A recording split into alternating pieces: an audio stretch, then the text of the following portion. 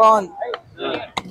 ఎలా ఆ శారీ అనే కాన్సెప్ట్ పెట్టారు కదా, ఏంటి అసలు కాన్సెప్ట్, దేని గురించి స్టోరీ అంటే శారీ ఇప్పుడు డ్రెస్సులు వేసుకుంటే ప్రాబ్లం అవుతుంది అంటారు కదా, శారీ వేసుకున్నా అవుతుంది. ఇద్దరిది తప్పు ఉంది, ఇద్దరిది తప్పు లేదు. డైరెక్షన్ ఎలా ఉందమ్మా? అజీవి కాదు, డైరెక్టర్ కమల్. ఆయన పర్యవేక్షణ కూడా లేదు, ఆయన రైటర్ అంతే. ఆయన కథ రాశారు. రామ్ గోపాల్ వర్మ సినిమా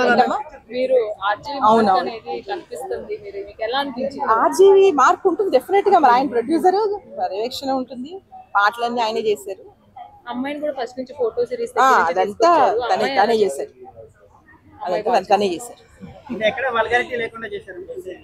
ఇప్పుడు రోజులు మారిపోయినాయి అమ్మ, అసలు వల్గర్ అనే మాట వాడడానికి కూడా లేదు ఎక్కడ నా దృష్టి. యూట్యూబ్ అంతా అదే ఉంటుంది. సినిమా అంటే లేడీస్ కి వెళ్ళడానికి కొంత ఆలోచిస్తారు, అలాంటి వాళ్ళకి ఏం చెప్తారు? అంటే సినిమాకి రామ్ గోపాల్ వర్మ సినిమా అనగానే కొంతమంది మహిళలు ఆలోచిస్తారు, వెళ్ళాలా వద్దా అని ఆలోచించే వాళ్ళు చాలా మంది. అలాంటి వాళ్ళకి లేసి యూట్యూబ్ చూస్తారమ్మా, అవన్నీ ఉట్టి మాటలు. నచ్చితే వెళ్తారు, నచ్చకపోతే వెళ్తారు తప్ప. ఏంటమ్మా?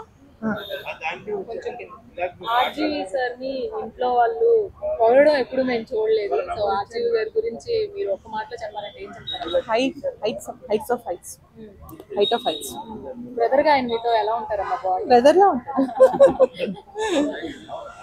అందరు బ్రదర్స్ ఎలా ఉంటారో అంటే ఆయన ఎమోషన్స్ ని ఎక్కువ చూపిస్తారు. చాలా ఎమోషనల్, చాలా ప్రేమ ఎక్కువ. మరి అంటే అందరికన్నా ఇంకొంచెం ఎక్కువ. ఆర్జీవి ట్రెండ్ మారిపోతుందా శారీ సినిమాతో? ఆయన ట్రెండ్ ఎప్పుడు ట్రెండ్ లో ఉంటారు, ఆయనకున్న ట్రెండ్స్ ఎక్కడ లేవు. అర్థం చేసుకోవాలంతే. ఫ్యామిలీ ఆడియన్స్ కలిసి అందరూ కలిసి చూడాలి, సూపర్గా చూడొచ్చు. టోటల్ రివ్యూ అనిపిస్తారు అవుట్ ఆఫ్ 5? నేను అంటే నాకు విపరీతంగా అంతా నచ్చేసింది. నేను చూసే విధానం కూడా వేరేగా ఉంటుంది, అందరూ చూసే విధానం వేరేగా ఉంటుంది.